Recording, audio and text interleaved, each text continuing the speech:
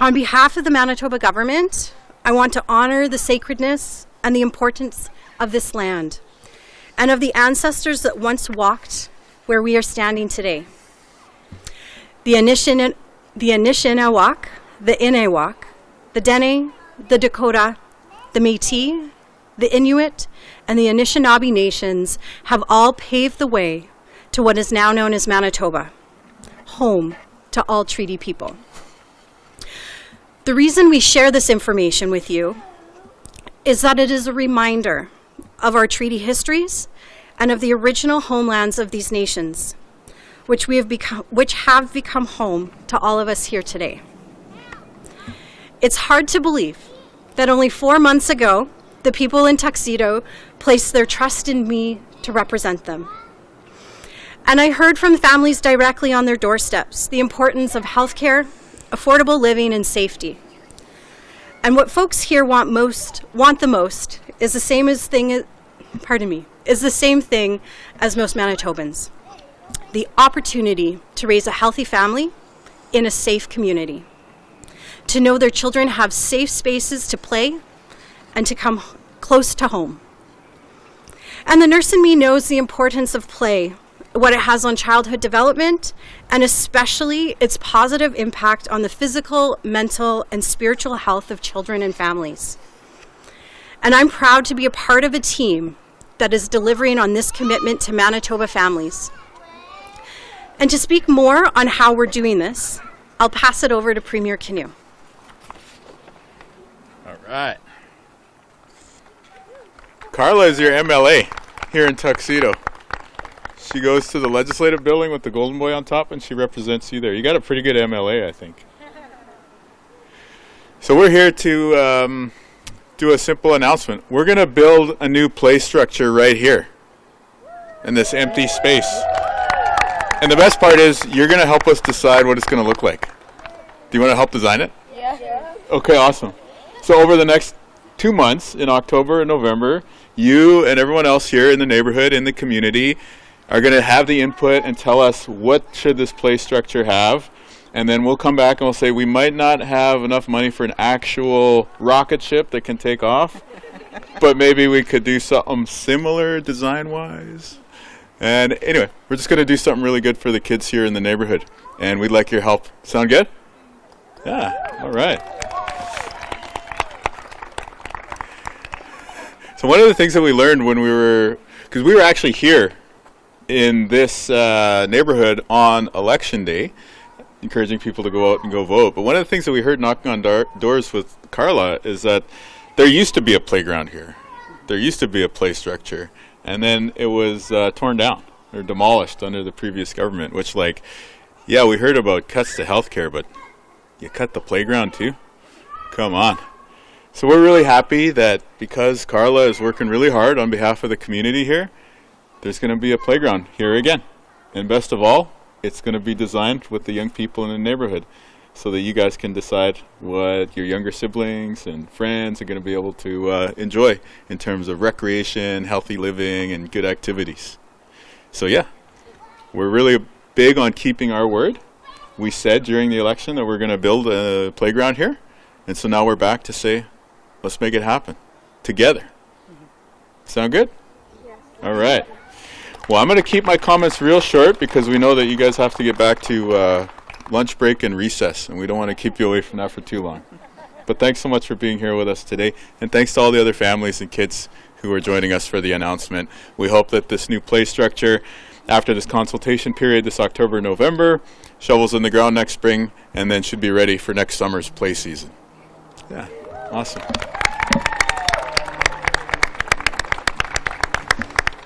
Thank you, Premier Kinew.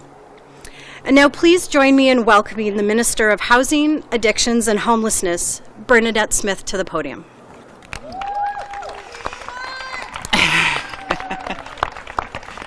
Good afternoon, everyone. I'm so pleased to be here with all of you today. Look at all your beautiful faces, especially these young ones. This is going to be such an amazing place for all of you to come and enjoy with your families. I'm so thankful to Carla and Premier Kinew for bringing me here today and for being here with all of you here. I want to thank Family Dynamics Resource Center and the students from Carpathia and River Heights School for being here with us today. We understand that they're missing their lunch break, so thank you for, sacrificing that for us. I'm pleased to be here to announce that our government is investing in the future of the children who live right here in this community by building a brand new play structure. In the coming weeks, we will be consulting with residents on its design. Once it's built next year, kids here will have the opportunity to have fun and play with their neighbors right here in their own community. I remember knocking doors here just a couple of months ago, and I heard loud and clear from members, we want to be able to play with our kids here in our community. You have a resource community center. I know so many of these young kids go to that community center and play there. Now they're going to be able to come and play right here. And a parent shared with me, I'll be able to watch my children play from my window. So that's really key for parents. Our government recognizes the importance of play in every childhood development. This is how we learn in the world around us. We get exercise, make new friends, and begin to lay the foundation for social skills that they will carry forward in their lives. I'm a recovering educator, as I call it, and recess is important. Play is important. It helps us with our social skills, get to know each other, but also as parents coming together. So I'm really excited for all of you, for all of your community and the surrounding community, for all of you to come and get to know each other. As Premier said, in-person consultations will begin this month with assistance from the Resource Center and will provide residents with the opportunity to review designs and provide feedback on what they want for their community. This new structure will address the needs of our families today and for future generations. Involving them in the design will help to ensure we are creating something that will help make memories for years to come. Thank you to the team at Manitoba Housing for the help that coordinated this project, like these all over the province that help Manitobans feel at home in their communities. Merci, thank you, and we look forward to seeing all of the kids playing and families coming together right here where we stand. Miigwech.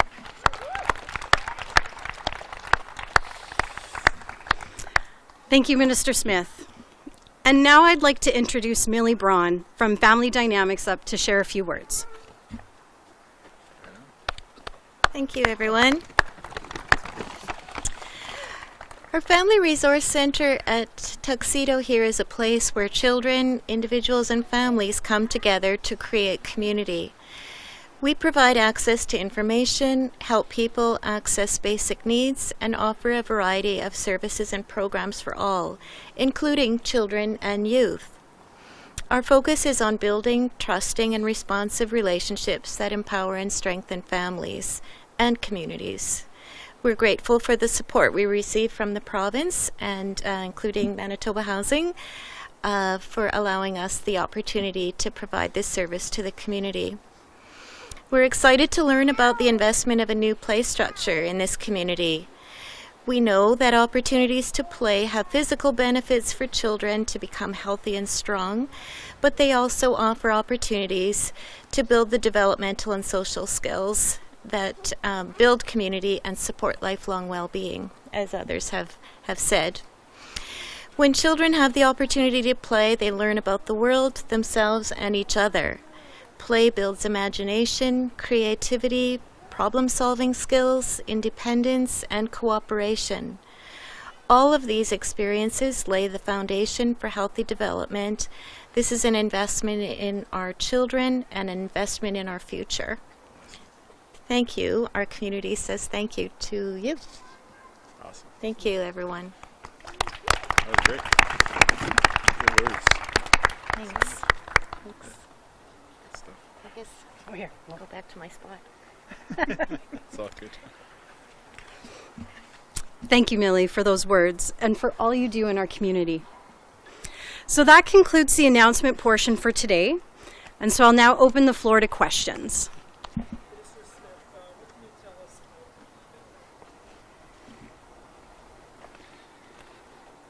I can tell you that we're doing a review. It's going to take some time, and it hasn't been done in 25 years. And what will this review Well, we've heard from community that one needs to be done, and again, it's going to take some time, and we're listening to experts. So is it accurate that you're going to be looking at the role of non-peace officers to respond in crisis situations? We're going to be talking with experts, and that may come out of the review. Okay, so what's the parameters for the review? We're going to be working with experts. It's going to take some time, and again, this hasn't happened for 25 years, and it's been experts have been calling for this. And I gave some examples. So when I was a youth care worker, I would be going out and looking for some youth. When I got to a call, it would be a dangerous situation, then I would call police to come in. So that's one example. We've heard from police that sometimes they don't need to be called in. And we know that police are stretched. So again, we are going to be working with police and listening to the experts that are on the front lines. It's going to take some time, and it hasn't been done for 25 years. So who will be putting the parameters together, asking specifically what will be the scope of this? It's going to take some time to do that. So again, it's a review. It's going to take some time. We'll have more details for you, Bartley. But right now we're here to talk about opening up a brand new playground for these young people and celebrating this announcement that these children are here to one day next year be able to celebrate. Sure, and just one more on this. When will this It's going to take some time, Bartley. So.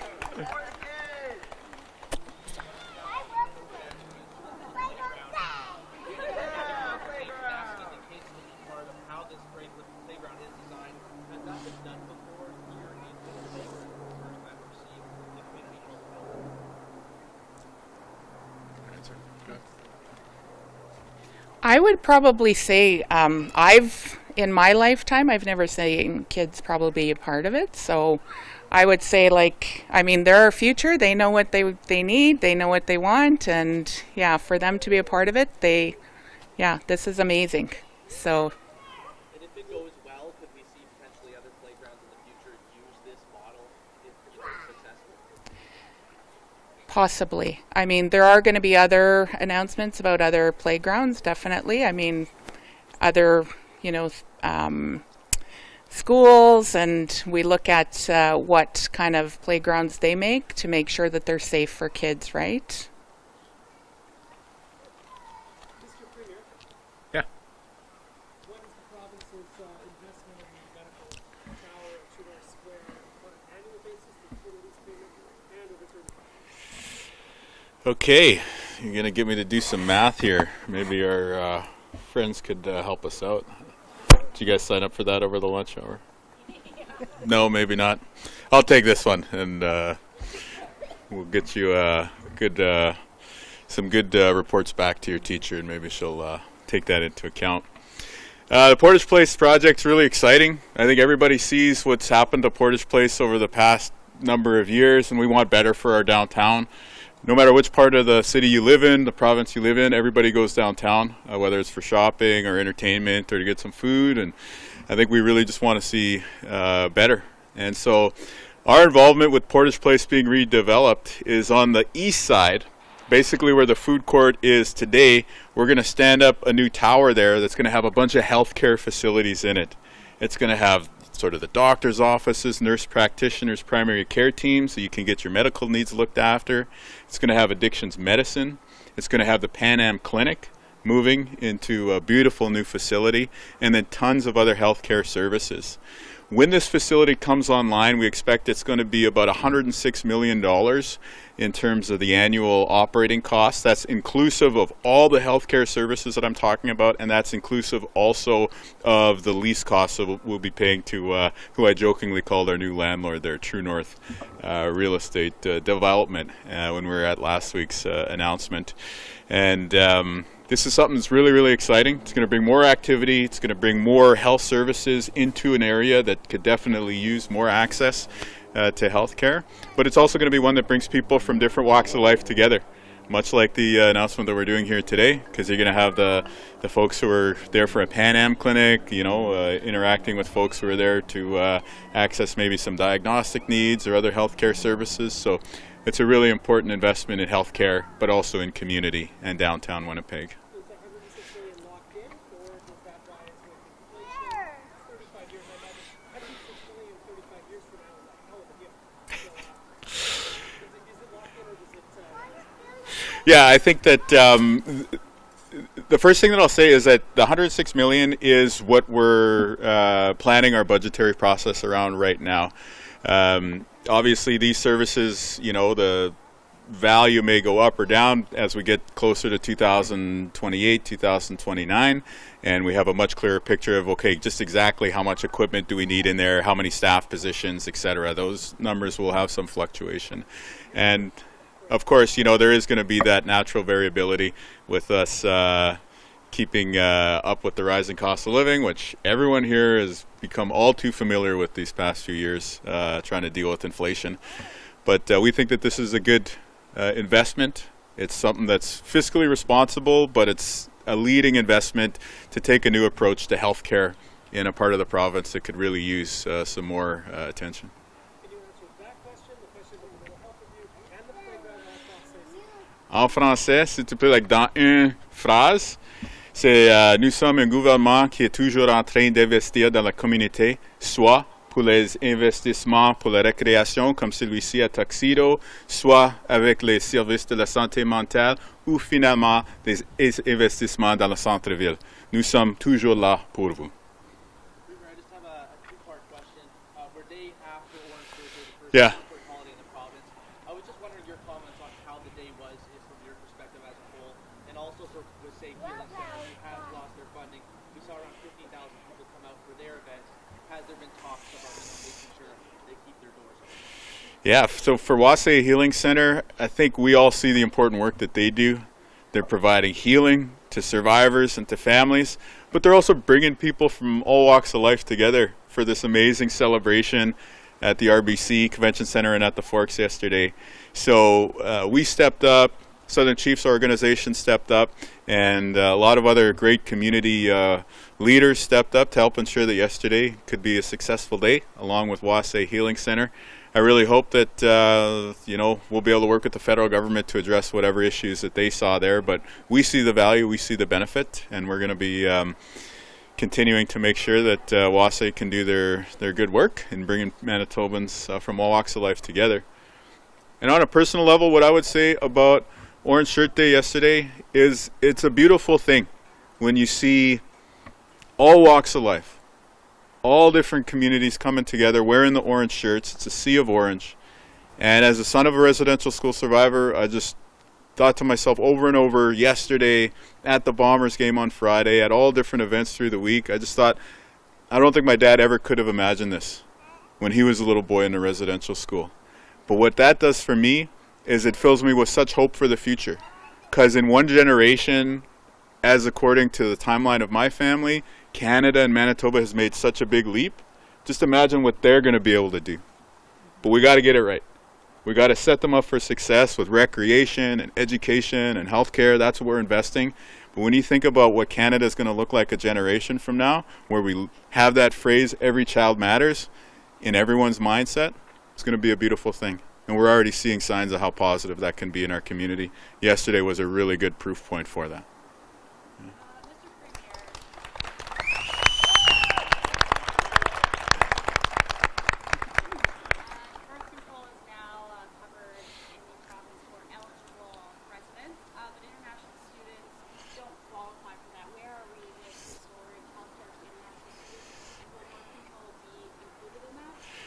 So October 1st, our government is really proud to deliver on one of our big election commitments, which was to make birth control free here in Manitoba. This is about freedom. This is about reproductive freedom. There's some folks out there who want to be able to decide if or when you're going to start a family, but we want you to have the freedom for you to decide. You're going to make those decisions in your life. And by the way, it's an affordability thing too for a lot of people. Saving people money during this time of a high cost of living. So birth control being free is a big step here in Manitoba. And we know that there's going to be more work to come. We're looking at expanding this type of coverage in the future, and we'll definitely share that information when it's ready to go public. But for now, birth control is now free in Manitoba on October 1st, 2024.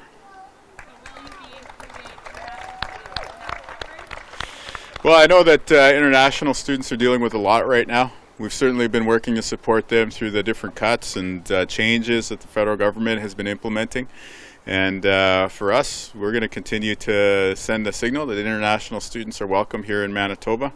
When it comes to future steps around coverage of birth control in Manitoba, we'll share that when it's ready to go live. But for today, the news is birth control is now free in Manitoba. I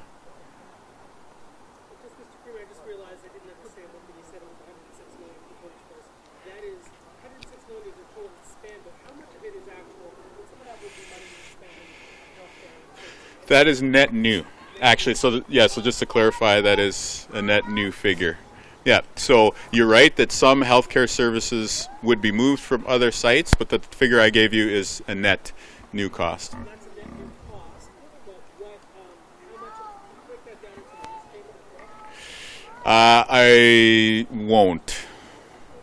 For an important commercial reason, which is don't say publicly what you're paying, otherwise everyone else is going to charge you the same rate principle, which is actually the technical term I think they use in MBA school, if you're getting down into the details. Would not the fact, though, that no one else is going to be offering you this service for 35 years, so there's no, do you think it'd be... I just mean other potential people we rent office space. We have multiple relationships as government with different landlords, basically.